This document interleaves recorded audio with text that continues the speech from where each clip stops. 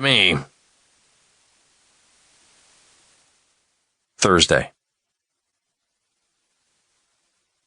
1. Danny sits at the end of the dock, watching. The Dragonfly appears to his left, skimming a flat line 1 foot above the glass-lined surface of the bay. It skitters up as if on a wire and takes the first mosquito without slowing. Danny pictures the cruelly efficient jaws and serrated teeth tearing the prey into a gooey black mash while the dragonfly plots the geometric path to its next target. Pretty, pretty, pretty dragonflies. Pretty, pretty. Danny sings softly into the sunshine. The lilting ditty his mother made up when he was a little boy. He stops and listens. He knows he was singing a little off-key. He closes his eyes. And smiles, feels the sun warm on his cheeks. He adds the mosquito to the running tally in his head. 694 since Saturday morning, heading for a record by sundown Friday, which will be Danny's 16th birthday.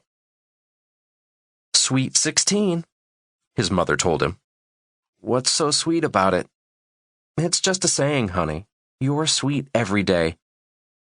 No, Danny thought then. I don't think I want to be sweet. The dragonfly vanishes into the cloudless blue to his right. It will soon be back for more.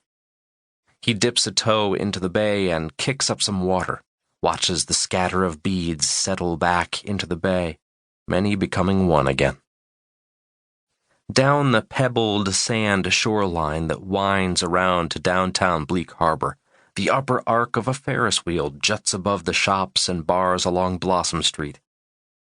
Danny imagines the smells of hamburger grease and powdered sugar, the impatient shrieks of children, the contorted faces of clowns and drunks. The 28th annual Southwestern Michigan Dragonfly Festival begins tomorrow.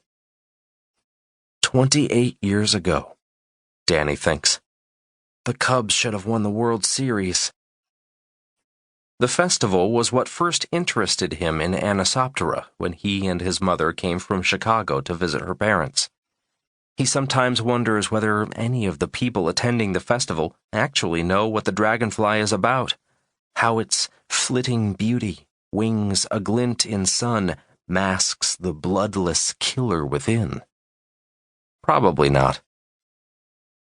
He shifts his gaze across the bay to the Joseph E. Bleak Public Library, between City Hall and a parking lot that would be crammed all weekend with cars and trucks and SUVs bearing out-of-state license plates.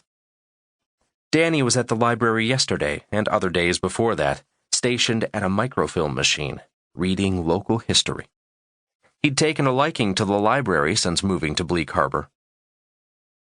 Zelda, the librarian, always helped him when the microfilm roller got stuck, as it often did. And Danny would watch as she fiddled with the machine, fixated on how Zelda had put on her makeup that day, whether she had smeared her red lipstick or layered her mascara so thick that it clotted. She had recently separated from her husband, and Danny had noticed that since then her mascara was usually not right, and some days she skipped it altogether.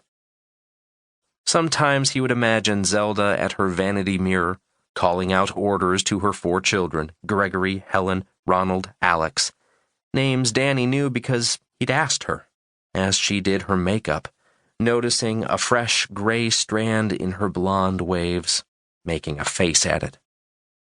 She never made a face when Danny asked for help.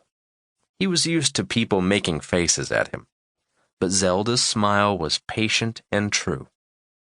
"It's no trouble, Daniel, that's why I'm here," she would say. He liked the way she said Daniel. When he was leaving the library yesterday, he stopped at the desk where Zelda was sorting returned books. She didn't notice him at first, and he just waited and watched until she looked up and saw him. "Oh, I'm so sorry, Daniel," she said. "How long have you been standing there?" "I'm fine. Is the machine giving you trouble again?" Danny shook his